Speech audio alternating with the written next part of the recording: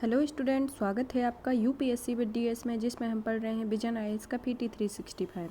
यह इकोनॉमी का है। इसमें अभी तक हमने 9 मेजर टॉपिक को कंप्लीट कर लिया है। यह हमारा 10वां टॉपिक है, अवसंरचना क्षेत्र। इंफ्रास्ट्रक्चर स्ट्रक्चर के बारे में पढ़ेंगे, जिसमें पहला टॉपिक आता है लॉजिस्टिक क्षेत्रक। लॉजिस्टिक क्षेत्र के अंतर्गत राष्ट्रीय लॉजिस्टिक नीति सुर्खियों में क्यों रही है, चलिए देखते हैं। प्रधानमंत्री ने राष्ट्रीय लॉजिस्टिक नीति का अनावरण किया। इसका उद्देश्य देश भर में वस्तुओं को बाधा रहित आवाजाही को बढ़ावा देना है। इसके अलावा घरेलू और वैश्विक बाजारों में भारतीय वस्तुओं की प्रतिस्पर्धा में सुधार लाना भी इसका उद्देश्य है। भारत में लॉजिस्टिक परिवेश के बारे में, भारत में संसाधनों की प्राप्ति एवं उत्पादन, भंडारण, अंतिम गंतव्य तक पहुंचने तक उनके परिवहन के प्रबंधन की सामग्री प्रक्रिया को लॉजिस्टिक कहा जाता है। लॉजिस्टिक अर्थव्यवस्था का एक महत्वपूर्ण हिस्सा बन चुका है। इसको देखते हैं कि यह लॉजिस्टिक प्रक्रिया किस तरीके से कार्य करती है। इसमें सबसे पहले कच्चा माल आता है, वह आपूर्तिकर्ता के पास आता है और आपूर्तिकर्ता उसे विनिर्माण क्षेत्र में उपयोग करता है। फिर विनिर्माण क्षेत्र उसका वितरण करता है, वितरण के थ्रू वह ग्राहक के पास पहुंचता है, फिर ग्राहक से उपभोक्ता के पास यह सामान पहुंचता है। यह एक इसकी लॉजिस्टिक प्रक्रिया होती है। एक अनुमान के अनुसार भारतीय लॉजिस्टिक वर्ष 2021 में $250 बिलियन से अधिक का था और 2025 में $380 बिलियन पहुंचने की उम्मीद है। वैश्विक लॉजिस्टिक प्रदर्शन सूचकांक 2018 में भारत का स्थान 44वां स्थान था और यह राष्ट्रीय लॉजिस्टिक नीति के बारे में पढ़ते हैं। और जो वैश्विक लॉजिस्टिक प्रदर्शन सूचकांक है, इसे विश्व बैंक द्वारा जारी किया जाता है। राष्ट्रीय लॉजिस्टिक नीति के बारे में, राष्ट्रीय लॉजिस्टिक नीति का विजन त्वरित और समावेशी विकास के लिए देश में तकनीकी रूप से सक्षम, एकीकृत, लागत कुशल, लचीला, टिकाऊ और विश्वसनीय लॉजिस्टिक इकोसिस्टम विकसित करना होता है। इसके 4 स्तंभ हैं या 4 स्तंभों पर प्रमुख स्तंभ होते हैं, जिसमें पहला आता है यूनिफाइड लॉजिस्टिक इंटरफेस प्लेटफॉर्म, दूसरा डिजिटल सिस्टम का एकीकरण, तीसरा ईज ऑफ लॉजिस्टिक और चौथा सिस्टम इम्प्रूवमेंट ग्रुप आता है। एनएलपी के में इस नीति को लागू करने के लिए एक व्यापक लॉजिस्टिक कार्य योजना भी शामिल की गई। इसके प्रमुख 8 क्षेत्रक हैं, जिसमें पहला आता है एकीकृत डिजिटल लॉजिस्टिक सिस्टम, दूसरा मानकीकरण और बेंचमार्किंग, तीसरा लॉजिस्टिक में मानव संसाधन विकास और क्षमता निर्माण, चौथा राज्यों की भागीदारी, पाँचवां एक्जिम लॉजिस्टिक, छठवां सेवा सुधार ढांचा, सातवां सेक्टोरल योजना और आठवां लॉजिस्टिक पार्क्स के विकास को सुविधाजनक बनाया जाएगा। इसका कार्यान्वयन एनएलपी को प्रधानमंत्री गति शक्ति के तहत गठित सचिवों के अधिकार प्राप्त समूहों द्वारा कार्यान्वित किया जाएगा। अब आता है पीएम गति शक्ति के बारे में। पीएम गति शक्ति सुर्खियों में क्यों? पिछले साल सरकार ने पीएम गति शक्ति के तहत अलग परियोजनाओं में 197 महत्वपूर्ण अवसंरचनात्मक कर्मियों की पहचान की है। इसके गति शक्ति के बारे में, पीएम गति शक्ति मल्टी मॉडल कनेक्टिविटी के लिए इस राष्ट्रीय मास्टर प्लान 16 मंत्रालयों के अंतर्गत वर्तमान में जारी और भावी परियोजनाओं की व्यापक डेटाबेस हेतु एक डिजिटल प्लेटफॉर्म है। इसका उद्देश्य अतीत के अनुभवों में से सीख कर और 6 स्तंभों के माध्यम से बेहतर दक्षता प्राप्त करके अगली पीढ़ी की अवसंरचना का निर्माण करना है, जिसमें 6 स्तंभ है। पहला आता है व्यापकता, यह कॉम्प्रिहेंसिव होनी चाहिए। दूसरा प्राथमिकता होनी चाहिए। तीसरा अनुकूलन होना चाहिए। चौथा समन्वय होना चाहिए। पाँचवां विश्लेषणात्मक तरीके से होनी चाहिए और छठवां गतिशील होना चाहिए। इसके अंतर्गत कार्य करता है। इसका उद्देश्य यही होता है कि यह बेहतर दक्षता प्राप्त करके अगली पीढ़ी की अवसंरचना का निर्माण करेगा। इसके अंतर्गत अवसंरचनाओं, वनों, नदियों और जिलों की सीमाओं से संबंधित 200 लेयर से अधिक का भू स्थानिक डेटा एकीकृत किया गया है। इसे BSEG-N द्वारा विकसित किया गया है। BSEG-N द्वारा विकसित मानचित्र के माध्यम से रियल टाइम अपडेशन के साथ सभी अवसंरचनात्मक परियोजनाओं का गतिशील मानचित्रण किया जा सकेगा। मानचित्र को ओपन सोर्स प्रौद्योगिकी के आधार पर बनाया जाएगा और वह मेघराजी.E.GOI क्लाउड पर सुरक्षित रूप से उपलब्ध होगा। पीएम गति शक्ति का राष्ट्रीय मास्टर प्लान का गवर्नेंस ढांचा देखते हैं। लॉजिस्टिक प्रभाग वाणिज्य एवं उद्योग मंत्रालय में को 3 तरीके से डिवाइड करता है। पहला सचिवों का अधिकार प्राप्त समूह, दूसरा नेटवर्क प्लानिंग समूह, तीसरा तकनीकी सहायक इकाई होती है। सचिवों का अधिकार प्राप्त समूह होता है, वह मंत्रिमंडलीय सचिव इस समूह के प्रमुख होते हैं और विशेष सचिव लॉजिस्टिक इसमें सदस्य संयोजन के रूप में तथा अन्य सचिव सदस्य के रूप में शामिल होंगे। दूसरा आता है नेटवर्क प्लानिंग समूह। नेटवर्क प्लानिंग समूह इसमें कनेक्टिविटी और संरचना से जुड़े विभिन्न मंत्रालयों और विभागों की नेटवर्क योजना इकाइयों के प्रमुख शामिल होंगे। तीसरा आता है तकनीकी सहायता इकाई। इसके अंतर्गत यह लॉजिस्टिक विभाग के अंतर्गत गठित किया जाएगा। इसमें एनपीजी की सहायता के लिए विभिन्न मंत्रालयों के प्रतिनिधि भी शामिल होंगे। भास्कराचार्य राष्ट्रीय अंतरिक्ष अनुप्रयोग और भू संरचना विज्ञान संस्थान BSAG-N के बारे में। यह एक स्वायत्त वैज्ञानिक संगठन है और यह एक सोसाइटी पंजीकरण अधिनियम 1860 के तहत सूचना एवं प्रौद्योगिकी मंत्रालय के अधीन पंजीकृत है। इसके 3 मुख्य डोमेन उपग्रह संचार, भू सूचना विज्ञान और भू स्थानिक प्रौद्योगिकी आते हैं। डिजिटलीकरण से संबंधित पहले इसमें मौजूदा और प्रस्तावित आर्थिक क्षेत्रों को एकल GIS प्लेटफॉर्म से मल्टी मॉडल कनेक्टिविटी इंफ्रास्ट्रक्चर के साथ मानचित्रित किया गया है तथा दूसरा यह लॉजिस्टिक डेटाबेस और यूनिफाइड लॉजिस्टिक इंटरफेस प्लेटफॉर्म को PM गति शक्ति के तहत एकीकृत किया जा सकता है। गति शक्ति विद्यालय के बारे में। गति शक्ति विश्वविद्यालय शिक्षा मंत्रालय ने केंद्रीय विश्वविद्यालय विधेयक प्रस्तुत किया। इसका उद्देश्य राष्ट्रीय रेल और परिवहन संस्थान को GSV के रूप में एक स्वायत्त केंद्रीय विश्वविद्यालय के रूप में परिवर्तित करना है। यह NRTI को डीम्ड विश्वविद्यालय के रूप में मान्यता प्राप्त करता है। गति शक्ति विश्वविद्यालय रणनीतिक रूप से महत्वपूर्ण विस्तारित परिवहन क्षेत्र में प्रतिस्पर्धा की आवश्यकता को पूरा करेगा, साथ ही इस क्षेत्र में विकास और विस्तार को बढ़ावा देने के लिए प्रशिक्षित प्रतिभा की मांग को भी पूरा करेगा। इसमें आता है logistic ease across different states 2022 report. सुर्खियों में क्यों? वाणिज्य और उद्योग मंत्रालय ने logistic ease across different states 2022 report जारी की है। लीड्स एक स्वदेशी डेटा संचालित सूचकांक है। यह सभी 36 राज्यों और केंद्र शासित प्रदेशों में लॉजिस्टिक अवसंरचना सूचनाओं, सेवाओं तथा मानव संसाधनों का आकलन करना है। यह लॉजिस्टिक क्षेत्र की दक्षता को बढ़ाने का एक प्रमुख साधन होता है। यह वैश्विक मानक की तुलना में लॉजिस्टिक लागत को कम करने के लक्ष्य को प्राप्त करने में मदद करता है। इसे पहली बार 2018 में लॉन्च किया गया था तथा लीड्स 2022 में वर्गीकरण आधारित ग्रेडिंग प्रणाली को अपनाया गया है और पिछले संस्करण में सभी राज्यों की रैंकिंग प्रणाली पर आधारित थे। इसके प्रदर्शन की श्रेणियाँ, इसमें पहली आती अचीवर्स जो 90% या इससे अधिक प्रतिशत अंक प्राप्त वाले राज्य या संघ शासित प्रदेश आते हैं। फास्ट मूवर्स में 80 से 90% के बीच अंक प्राप्त करने वाले राज्य व संघ शासित प्रदेश आते हैं और एस्पायर्स के अंतर्गत 80% से कम अंक प्राप्त करने वाले संघ एवं राज्य क्षेत्र आते हैं। अब आता है मल्टी मॉडल लॉजिस्टिक पार्क। हाल ही में सुर्खियों में क्यों? सरकार ने चेन्नई के पास भारत का पहला मल्टी मॉडल लॉजिस्टिक पार्क स्थापित करने के लिए रिलायंस इंडस्ट्री लिमिटेड के साथ अनुबंध किया है। मल्टी मॉडल लॉजिस्टिक पार्क के बारे में। यह एक इंटर मॉडल मॉल प्रबंधन इकाई के रूप में कार्य करेगा। इस इकाई में गोदाम, समर्पित कोल्ड चेन सुविधाएं, front container terminal, bulk cargo terminal आदि शामिल होंगे। इसके उद्देश्य में माल ढुलाई समेकन केंद्रीकृत करना, अंतर्राष्ट्रीय मानकों के अनुरूप लॉजिस्टिक की लागत को सकल घरेलू उत्पाद में 14% से कम कर 14% करना तथा भारत सरकार ने वित्त वर्ष में 2022-23 के बजट में PM गति शक्ति राष्ट्रीय मास्टर प्लान की घोषणा की और इसके तहत मल्टी मॉडल लॉजिस्टिक पार्क के कार्यान्वयन के लिए सार्वजनिक निधि भागीदारी मॉडल के माध्यम से अनुबंध किया जाएगा। भारतमाला परियोजना के अंतर्गत मल्टी मॉडल लॉजिस्टिक पार्क के सुगमतापूर्वक विकास के लिए राष्ट्रीय राजमार्ग लॉजिस्टिक प्रबंधन लिमिटेड, भारतीय अंतर्देशीय जलमार्ग प्राधिकरण और रेल विकास निगम लिमिटेड में एक त्रिपक्षीय समझौता पर हस्ताक्षर किए गए तथा भारतमाला परियोजना वर्ष 2017 में सड़क परिवहन और राजमार्ग मंत्रालय ने शुरू की है और यह राजमार्ग क्षेत्र के लिए एक क्षेत्र या अम्ब्रेला के तहत कार्य करता है और देश भर में माल ढुलाई और यात्री आवाजाही की दक्षता को बढ़ाकर उसका लाभ प्राप्त करने के लिए केंद्रित है। भारत द्वारा 35 मल्टी मॉडल लॉजिस्टिक पार्क निर्माण की योजना।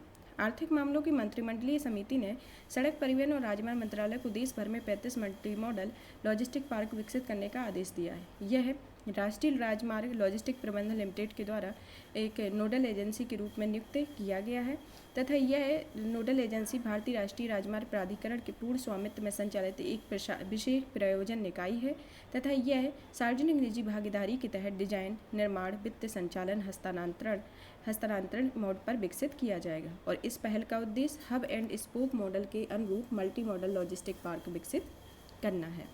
यह हब एंड स्पोक मॉडल को दर्शाया गया है। हब एंड स्पोक मॉडल एक ऐसा मॉडल होता है जहां वस्तुओं को एक केंद्रीय लोकेशन पर एकत्रित किया जाता है और फिर उन्हें स्पोक्स नामक छोटी इकाइयों और उसमें बंद अंततः ग्राहकों तक पहुंचाया जाता है। ये इसमें जो दिखाया गया है ये मुंबई लॉजिस्टिक पार्क के थ्रू, दिल्ली लॉजिस्टिक पार्क के थ्रू, जिसमें एक इकाई के रूप में गठित किया जाएगा, फिर उसे मुंबई के थ्रू मुंबई उपनगर में, थाने में और GNPT में वितरित किया जाएगा और इसमें दिल्ली में दिल्ली, गुरुग्राम और नोएडा में। अब आता है रेलवे के क्षेत्र में। भारतीय रेलवे के बारे में आकार के हिसाब से विश्व में चौथा सबसे बड़ा रेल नेटवर्क है। रोजाना 13,000 से अधिक यात्री ट्रेन और 9,000 मालगाड़ियों का संचालन करते हैं। 2050 तक रेल गतिविधि का कुल वैश्विक हिस्सा 40% के आसपास पहुंच गया है। 3 तरह के गेज इसमें आते हैं। पहला ब्रॉड गेज, मीटर गेज और नैरो गेज आता है। भारतीय रेलवे को 17 जोन में बांटा गया है। इसमें डिवीजन भी बांटा गया है। रेलवे बोर्ड की अध्यक्षता रेलवे चेयरमैन रेलवे बोर्ड करता है और इसके अध्यक्ष रेल मंत्रालय की रिपोर्ट करते हैं। राष्ट्रीय रेल योजना के बारे में। राष्ट्रीय रेल योजना सरकार के भविष्य के रूप में तैयार रेलवे प्रणाली की योजना निर्मित की गई। इसमें माल ढुलाई से रेलवे का आदर्श हिस्सा 45% है तथा राष्ट्रीय रेल योजना के भाग के रूप में विजन 2024 लॉन्च किया गया है। यह कुछ अति महत्वपूर्ण परियोजनाओं के कार्यान्वयन में तेजी लाने पर केंद्रित है। अब आता है रेलवे में नवाचार। रेलवे में नवाचार। भारतीय रेलवे नवाचार नीति शुरू की गई जिसका उद्देश्य नवाचारों को वित्त पोषित करना होता है। इस नीति की विशेषताओं में, इस नीति के तहत आईआर भारतीय रेलवे में स्टार्टअप्स द्वारा किए गए इनोवेशन को सीधे उन्हीं से खरीदेगा। इसके लिए उन्हें स्टार्टअप्स में निवेश करेगा। इसमें आईआर के लिए नवीन तकनीकी समाधानों का विकास करने स्टार्टअप्स को 1.5 करोड़ की सीड मनी दी जाएगी। सीड मनी एक ऐसी मनी होती है जो किसी स्टार्टअप को शुरू करने के लिए उपयोग किए जाने वाला एक वित्त पोषण होता है। नीति के उद्देश्य यह है भारतीय रेलवे की गुणवत्ता, विश्वसनीयता और रखरखाव में संबंधित समस्याओं के समाधान के लिए लागत प्रभावी, कार्यान्वयन योग्य, मापनीय और समाधान विकसित करना तथा कार्यात्मक प्रोटोटाइप एवं अभिनव उत्पाद बनाना होता है। भारतीय रेलवे में परिचालन दक्षता और सुधार में करने के लिए नवीन तकनीकों का लाभ उठाना होता है। नीति के लिए वार्षिक बजट लगभग 40 से 50 करोड़ रुपए का होगा तथा मंडल रेल प्रबंधकों के लिए एक अतिरिक्त कोष भी होगा ताकि वे ऑन फील्ड समस्याओं का ऑन फील्ड समाधान ढूंढ सके। और विकसित किए गए बौद्धिक संपदा अधिकार इनोवेटर्स या आविष्कारों के पास ही रहेंगे। अब आता है भारतीय रेलवे नवाचार के लिए किए गए प्रयास। क्षेत्र में सुरक्षा में वृद्धि के क्षेत्र में यह भारत द्वारा उठाए गए कदम में पहला आता है ब्रिज मैनेजमेंट सिस्टम। यह सूचना 24/7 उपलब्धता को सुविधाजनक बनाने के लिए एक वेब आधारित IT एप्लीकेशन है। ट्रेन को ट्रैक और ट्रेस करने के लिए रेडियो फ्रिक्वेंसी आइडेंटिफिकेशन टैग लगाए जा रहे हैं तथा सुरक्षा बढ़ाने के लिए इलेक्ट्रॉनिक इंटरलॉकिंग को अपनाया जा रहा है और कवच नामक स्वचालित ट्रेन सुरक्षा प्रणाली का उपयोग किया गया है। दूसरा क्षेत्र आता है बुनियादी ढांचे का उन्नयन। बुनियादी ढांचे के उन्नयन में आधुनिक ट्रैक संरचना जो प्री स्टैंड कंक्रीट स्लीपर से लैस है, डेडिकेटेड फ्रंट कॉरिडोर की सहायता में सक्षमता में वृद्धि करेगी। माइक्रो प्रोसेसर आधारित ट्रेन नियंत्रण और प्रबंधन प्रणाली, आपातकालीन टॉक वेक सिस्टम या पैनिक सिस्टम आदि आएंगे इसके अंतर्गत। अब आता है यात्रियों के अनुभव में सुधार से संबंधित। यह make in India semi high speed Vande Bharat express ट्रेनों की शुरुआत है। बायो टॉयलेट लगाकर ट्रेनों और स्टेशनों की सफाई पर ध्यान इत्यादि के संबंध में और किसी भी ट्रेन दुर्घटना से संबंधित जानकारी को प्रबंधित और संसाधित करने के लिए सेफ्टी इंफॉर्मेशन मैनेजमेंट सिस्टम से संबंधित होता है। संगठनात्मक क्षमता में वृद्धि में नेशनल मोनेटाइजेशन पाइपलाइन के तहत भारतीय रेलवे के लिए परिसंपत्ति मुद्रीकरण योजना बनाई गई है। उत्पादन इकाइयों के लिए नवीनीकरण की भी योजना है। रेलवे बोर्ड का पुनर्गठन इसके आकार की आधा किया गया है तथा इसके साथ रेलवे सेवाओं को एक केंद्रीय भारतीय रेलवे प्रबंधन सेवा में एकीकृत किया गया। अब आता है एल्यूमिनियम से निर्मित रेल बोगियाँ। क्या सुर्खियों में क्यों? देश में पहली एल्यूमिनियम बोगी वाली मालगाड़ी को हरी झंडी दिखाई गई। इससे संबंधित तथ्यों में इसका विनिर्माण बेस्को लिमिटेड वैगन डिवीजन और एल्यूमिनियम क्षेत्र की अग्रणी कंपनी हिंडाल्को के सहयोग से किया गया है। वर्तमान में राजधानी और शताब्दी जैसी भारतीय हाई स्पीड ट्रेनों में स्टेनलेस स्टील से बनी लिम्फे हाफमैन बुश बोगियों का उपयोग किया जाता है। इसका महत्व यह कम कार्बन फुटप्रिंट वाली होती है। इसमें 15 से 30% तक की एल्यूमिनियम निर्मित रैक निर्माण को अपना लिया जाता है। इससे 25 लाख टन कार्बन डाइऑक्साइड को कम करने में मदद मिल सकती है। यह पुनर्चक्रण के योग्य है जिसमें एल्यूमिनियम से बनी बोगियों के लिए 100% तक पुनर्चक्रण किया जा सकता है। यह जंग रोधी होने के कारण इसमें रखरखाव की लागत भी कम होगी। भारतीय रेलवे की लॉजिस्टिक को और अधिक दक्ष बनाना इसके लिए अत्यधिक भार ले जाने में सक्षम होगा। यह 180 टन तक का अतिरिक्त भार ले जाने में सक्षम है। उत्पादन गति को बढ़ावा मिलेगा तथा आयात में कमी। लोहे एवं इस्पात उद्योग बड़ी मात्रा में निकल और कैडमियम पर आश्रित होते हैं जिसे आयात करना पड़ता है। घरेलू उद्योग को प्रोत्साहन मिलेगा जिससे एक बेहतर अवसर प्रदान कर सकता है। रेलवे से जुड़े अन्य घटनाक्रम में भारत गौरव ट्रेन। भारत गौरव योजना के तहत कोयम्बटूर उत्तर में साई नगर शिरडी के लिए भारत गौरव ट्रेन की पहली सेवा शुरू की गई है। भारत गौरव ट्रेनें थीम आधारित ट्रेनें हैं। इसे नवंबर 2021 में भारतीय रेलवे के द्वारा शुरू किया गया था। इसका लक्ष्य भारत की समृद्धि, सांस्कृतिक विरासत और शानदार ऐतिहासिक स्थलों को भारत और विश्व के लोगों में दिखाना है, जिसका उद्देश्य थीम आधारित ट्रेनों के संचालन हेतु पर्यटन क्षेत्र में पेशेवर की प्रमुख क्षमता का लाभ उठाना होता है और इससे भारत की विशाल पर्यटक क्षमता का दोहन हो सकेगा। अब आता है Jiribam Imphal rail line. Jiribam Imphal rail line हाल ही में मणिपुर में हुए भूस्खलन से जिरीबाम इम्फाल रेल लाइन को परियोजनाओं को काफ़ी नुकसान पहुंचाया गया। इस परियोजना की लंबाई 111 किलोमीटर होती है। इसे वर्ष 2013 में शुरू किया गया था और मणिपुर की राजधानी इम्फाल को असम सीमा के निकट मणिपुर के जिरीबाम जिले से जोड़ा जाएगा। यह परियोजना 2023 तक पूरा होने का अनुमान है। इसे 12 किलोमीटर सिंगल ट्यूब टनल सहित 46 सुरंगें हैं तथा नौनी ब्रिज भी इस परियोजना का हिस्सा है और इस निर्माण कार्य पूरा होने पर यह दुनिया का सबसे ऊंचा रेल पुल होगा। दुनिया का सबसे ऊंचा रेलवे पुल। हाल ही में चिनाब नदी पर दुनिया के सबसे ऊंचे रेलवे पुल के ओवरचार्ज डेक के 2 सिरों को जोड़ने वाले गोल्डन जॉइंट अर्थात आखिरी जोड़ को लगाया गया। इस जोड़ की लंबाई 1.3 किलोमीटर है। यह चिनाब नदी के तल पर 359 मीटर के ऊपर अवस्थित है। यह पुल एफिल टावर से 30 मीटर ऊंचा है। यह पुल कश्मीर को हर मौसम में रेल कनेक्टिविटी प्रदान करेगा। साथ ही यह कटरा से बनिहाल तक की एक महत्वपूर्ण लिंक बनाएगा जो कश्मीर रेलवे परियोजना में उधमपुर श्रीनगर बारामूला खंड का हिस्सा है। अब आता है वंदे मेट्रो हाइड्रोजन ट्रेन। वंदे मेट्रो हाइड्रोजन ट्रेनें भारत में डिजाइन और निर्मित की गई हैं। ये ट्रेनें वर्ष 2023 में शुरू की जाएंगी और जर्मनी पहला देश है जिसे अगस्त माह में दुनिया के पहले हाइड्रोजन से संचालित ट्रेनों का परिचालन शुरू किया है। ये ट्रेनें बहुत कम शोर करती हैं और कोई प्रदूषण नहीं फैलाती हैं। राष्ट्रीय राजधानी क्षेत्र परिवहन निगम। इस राष्ट्रीय राजधानी क्षेत्र परिवहन निगम भारत सरकार तथा दिल्ली, हरियाणा, राजस्थान और उत्तर प्रदेश की एक संयुक्त उपक्रम कंपनी है। यह आवासन और शहरी कार्य मंत्रालय के प्रशासनिक नियंत्रण के अधीन है। इसे पूरे एनसीआर क्षेत्र में रीजनल रैपिड ट्रांजिट सिस्टम परियोजना लागू करने का कार्य सौंपा गया है। इसका उद्देश्य बेहतर कनेक्टिविटी और पहुंच के माध्यम से संतुलित और सतत शहरी विकास करना है तथा यह रैपिड ट्रांजिट सिस्टम राष्ट्रीय राजधानी क्षेत्र में क्षेत्रीय कनेक्टिविटी वाली एक नवीन समर्पित उच्च गति और उच्च क्षमता से युक्त आरामदायक कंप्यूटर रेल सेवा है। अब आता है नागर विमानन क्षेत्र। नागर विमानन क्षेत्र के अंतर्गत राष्ट्रीय वायु खेल नीति 2022 नागर विमानन मंत्रालय ने राष्ट्रीय वायु खेल नीति जारी की है। इसका लक्ष्य देश में हवाई खेलों के सुरक्षित, वहनीय और संधारणीय परिवेश को प्रदान करना है।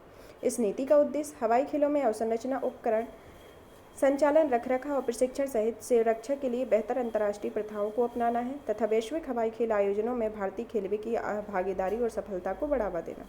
आत्मनिर्भर भारत अभियान के तहत भारत में हवाई रेल उपकरणों में डिजाइन, विकास और विनिर्माण को बढ़ावा देता है। इस विजन को 2030 तक भारत के हवाई रेलवे में शीर्ष पर रहे शामिल करना होता है तथा इस नीति के तहत 11 हवाई खेलों को बढ़ावा दिया जाएगा जिसके अंतर्गत आता है एरोबेटिक्स, एरो मॉडलिंग और rocketry, balloon, parachuting, paragliding, paramotoring इत्यादि। अब इसके अंतर्गत इसकी जो संरचना है वह किस मंत्रालय और विभाग के अंतर्गत है? NASP 2022 11 अलग अलग हवाई खेलों को शामिल करती है। यह एक 4 स्तरीय शासी संरचना का प्रावधान करती है। Air sports federation of India इसका एक शासी निकाय है तथा एयर स्पोर्ट्स और फेडरेशन ऑफ इंडिया नागर विमानन मंत्रालय के अधीन एक स्वायत्त निकाय है। यह FAI और हवाई खेलों से संबंधित अन्य वैश्विक प्लेटफॉर्म में भारत का प्रतिनिधित्व करता है। FAI का मुख्यालय स्विट्जरलैंड के लुसाने में हो तथा FAI हवाई खेलों के लिए एक वैश्विक स्तर का एक शासी निकाय है। अब आता है air sports federation of India. इसके अंतर्गत यह भारतीय पैराग्लाइडिंग एसोसिएशन, भारतीय स्काई ड्राइविंग एसोसिएशन, भारतीय एरो मॉडलिंग एसोसिएशन और अन्य हवाई खेल एसोसिएशन इसके अंतर्गत आते हैं। और भारतीय स्काई ग्लाइडिंग एसोसिएशन के अंतर्गत Tamil Nadu sky association, Maharashtra sky driving association, पूर्वोत्तर क्षेत्र स्काई ड्राइविंग एसोसिएशन और अन्य क्षेत्र, राज्य या केंद्र शासित प्रदेश स्काई ड्राइविंग एसोसिएशन आते हैं। और महाराष्ट्र स्काई ड्राइविंग एसोसिएशन के अंतर्गत sky driving Mumbai, sky driving Pune, sky driving Nagpur एवं अन्य शहर आते हैं।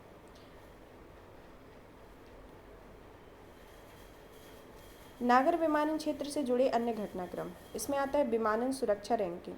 नवीनतम रैंकिंग के अनुसार भारत 48वें स्थान पर पहुंच गया और भारत 2018 में भारत 102वें स्थान पर था। भारत का विमानन क्षेत्र दुनिया का तीसरा सबसे बड़ा घरेलू विमानन बाजार बन गया है और 2030 तक भारत की हवाई क्षमता सालाना 1 बिलियन यात्राओं को की जाएगी। रैंकिंग के बारे में इसे अंतर्राष्ट्रीय नागर विमानन संगठन के द्वारा जारी किया जाता है जिसमें 187 देश होते हैं और हाल ही में भारत को 48वां स्थान प्राप्त हुआ है और सिंगापुर इसमें फर्स्ट रैंक पर है। यह सूचकांक सुरक्षा निरीक्षण प्रणाली के 8 महत्वपूर्ण घटकों को मापता है। इसमें प्राथमिक विमानन कानून, सुरक्षा संबंधी मुद्दों का समाधान आदि शामिल होता है। अब आता है नागर विमानन सुरक्षा ब्यूरो। नागर विमानन मंत्रालय ने विमानन सुरक्षा नियम 2022 के मसौदे को अधिसूचित किया है। यह मसौदा यह नागर विमानन सुरक्षा ब्यूरो को सुरक्षा उपायों के उल्लंघन के लिए हवाई अड्डों और एयरलाइंस में 1 करोड़ तक का जुर्माना लगाने में सक्षम बनाता है।